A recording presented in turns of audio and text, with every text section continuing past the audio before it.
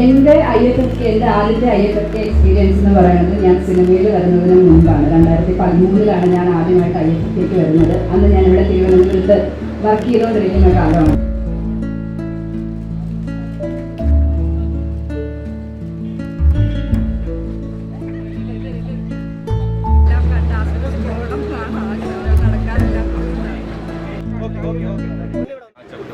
അതെല്ലാം കൊടുക്കണം കുറച്ചുകൂടെ അതെ അതെ ഓക്കെ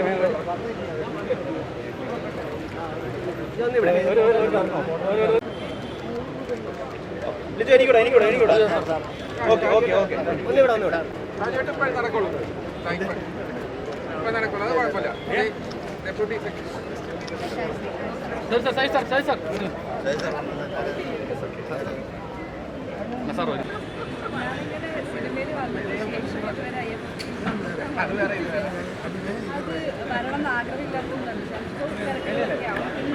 സിനിമയിൽ വരുന്നതിന് മുമ്പുള്ള പോലെ എനിക്ക് അങ്ങനെ എക്സ്പ്ലോർ ചെയ്യാൻ പറ്റുമെന്ന് അറിയില്ല. കാരണം അത് നമ്മളെങ്ങനെ ആർക്കും അറിയില്ല.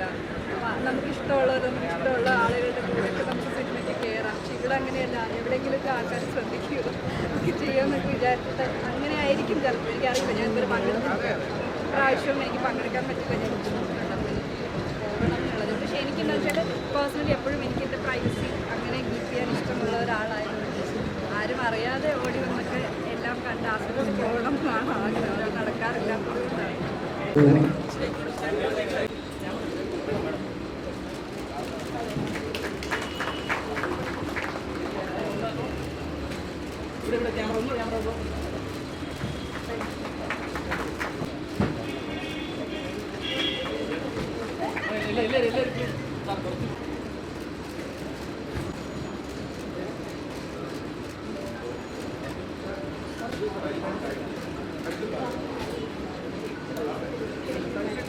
Dr. Divya S. Ayyanulla, delegate head, Chelmsford.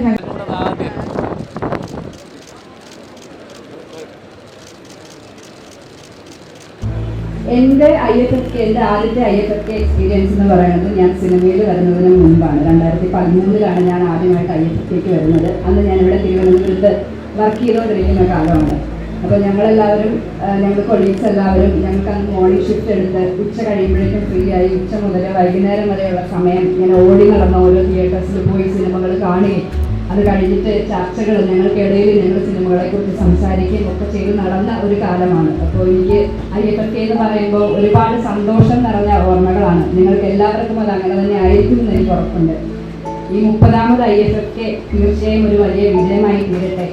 അതേപോലെ നിങ്ങൾക്ക് എല്ലാവർക്കും ഒരുപാട് സിനിമകൾ കാണാനും അറിയാനും സിനിമകളെ കുറിച്ചുള്ള ചർച്ചകളുടെ ഭാഗമാകാനും അതിൻ്റെ അണിയറ പ്രവർത്തകരെയൊക്കെ പരിചയപ്പെടാനും പിന്നെ നമ്മളെപ്പോലെ തന്നെ സിനിമ ഇഷ്ടപ്പെടുന്ന ഒരുപാട് പേരെ കണ്ടുമുട്ടാനും ഒക്കെയുള്ള അവസരമാകട്ടെ.